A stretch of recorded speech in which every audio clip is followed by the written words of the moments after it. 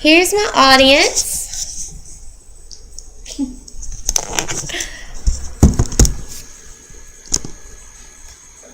It's our guilty pleasure. It's what we obsess over in class when we should be taking notes. It's what we're tweeting about. It's what we're recording on the DVR every night of the week. It's reality television, and whether we like it or not, it's something that we can't quit watching. Love it or hate it, you still talk about it because the shows are everywhere. Not only are these shows on your television, but they're on Netflix, they're out on DVD, and their cast members are gracing the covers of every tabloid magazine on the stand. Every night of the week, on every channel, you can find some sort of reality television show. I myself can't get enough of those cheesy romances and crazy dysfunctional families such as The Bachelor and Keeping Up with the Kardashians. But shows like these have me wondering, how did reality television get started? What types of different reality TVs out there, and why do we all love them so much? My name is Brooke Kenney, and today I'll be answering these questions by giving you a glimpse into a brief history of reality TV, by telling you about the different subgenres of reality TV, and I'll let you know why we love them. So we all know that reality television is everywhere today, but how did it get started? According to the Writers Guild of America, the first reality show that is often credited with the epidemic was Alan Funt's Candid Camera. This show made its debut in 1948. It secretly filmed people in different scenarios to see how they would respond. And here's a picture of Alan Funt with his Candid Camera ad. A show that is considered to be out of its time was An American Family, which aired on PBS in 1973. This show is a documentary-based series on the Loud family. It followed their daily lives and even covered personal events in their families, such as their parents' divorce. It was soon realized that this television show was not your average documentary, and was then dubbed reality television by Margaret Meads. The Louds shaped the way for some of today's famous reality show families, such as the Kardashians and the Osbournes. And here is a photo of the Loud family. MTV's The Real World also led the epidemic in 1992 by placing a group of people in an environment and filming their interactions. It used the techniques of Candid Camera and An American Family, and is the inspiration for many of the reality shows that we watch today. So every channel has a different type of reality show, but just how many different types of subgenres are there? While there is not a set list of subgenres of reality television, Addictive.com has narrowed the list down to 7 different subgenres. These include documentaries and docuseries, competition and elimination, makeover and renovation, dating, hidden camera and amateur content, supernatural, and travel and aspirational. Documentary and docuseries are the most general of the subgenres. These film a group of people over an amount of time and show the footage in episode form or in a night series. Some of the most successful docuseries are Keeping Up with the Kardashians and The Real World.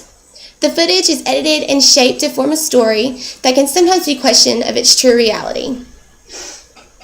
The competition and elimination subgenre deals with winning some sort of prize and competing against other competitors. This genre can vary from game shows to talent competitions or to cooking shows. Some of the most popular competition shows are Survivor, Big Brother, and American Idol. The makeover and renovation subgenre deals with transforming anything from a living room to someone's fashion sense or their physical appearance with the idea of improvement in mind.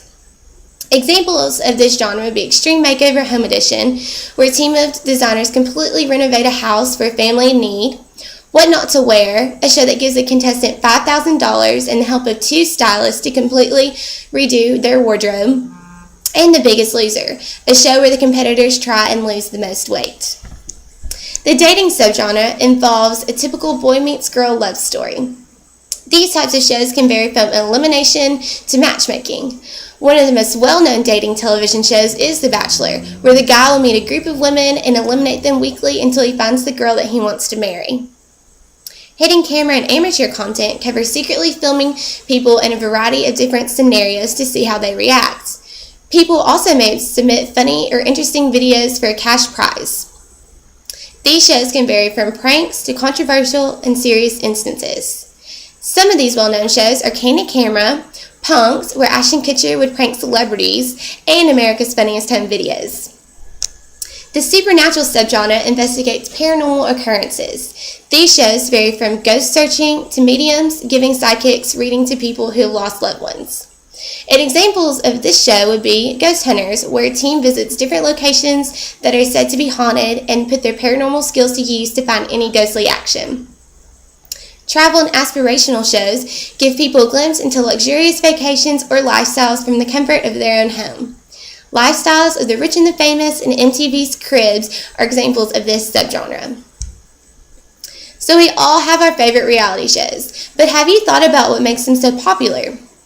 According to psychologytoday.com, reality TV is so popular because it helps keep you social. If everyone on Twitter is talking about the latest girl that The Bachelor sent home, then you too are intrigued to find out for yourself. Reality shows are also feeding our competitiveness. When we tune into game shows like Big Brother and Survivor, we want to see who has what it takes to win and just what they're willing to do and who they're willing to sabotage to get there. We also use reality TV to fantasize about status. When viewers watch ordinary people on TV such as Duck Dynasty or The Real Housewives, they feel like they too can gain fame from reality TV because they feel like they can relate to the person that they are watching. So I have told you about the history of reality television, the different types of reality TV, and why we are drawn to watching them. The reality television phenomenon is only getting bigger. These shows give us something to gossip about, something to relate to, or something to laugh at. From talent searches to prison documentaries, you name it, it's on television. No matter what your interests are, there's some type of reality television show to entertain you. So sit back, relax, and find a show to enjoy because the reality television phenomenon is here to stay.